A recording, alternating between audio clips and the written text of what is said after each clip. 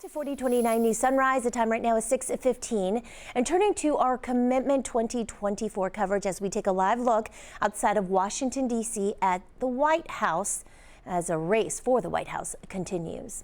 Vice President Kamala Harris reintroducing herself to voters at the Democratic National Convention as a party's new nominee.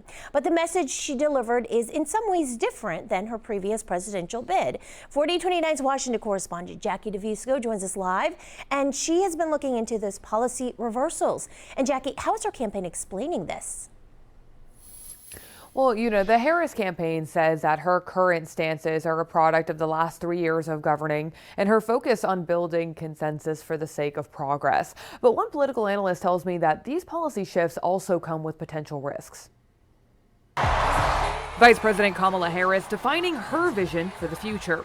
I promise to be a president for all Americans. As former President Donald Trump frames her as far left. Most radical left person ever to run for a high political office in our country. It comes as offstage, Harris's campaign is reversing some of the more liberal positions she embraced during her 2019 presidential bid. Running for the nomination of a party is very, very different than running for a general election, which we know is going to be razor thin and going to be decided by the moderates. On energy policy, the Harris campaign has said she's no longer backing a ban on fracking.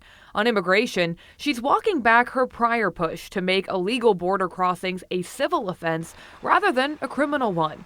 Now she's supporting tougher penalties. I know we can live up to our proud heritage as a nation of immigrants and reform our broken immigration system. As for health care, the Harris campaign says Medicare for all will not be part of her agenda after she co-sponsored it as a California senator.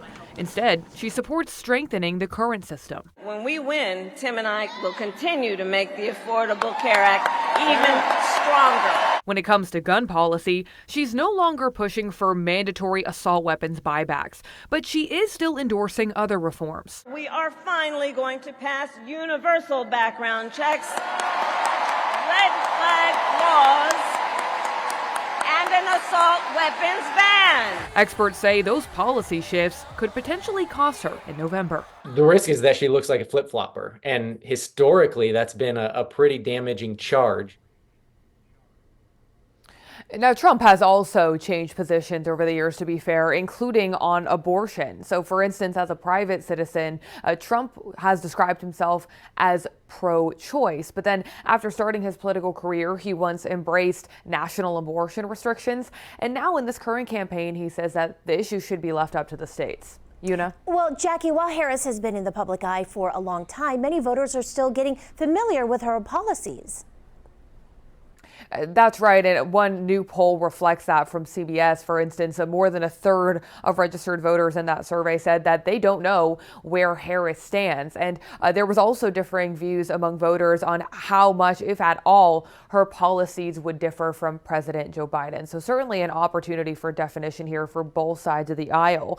Now, we should also know that those numbers could have evolved in the wake of the Democratic National Convention, as some voters, perhaps for the first time, may have tuned in to hear Harris's pitch as the new nominee. But also notably, Harris really has not been meaningfully pressed on these policy shifts since she announced her candidacy more than a month ago. She has yet to hold a formal press conference or do a sit-down interview. Una.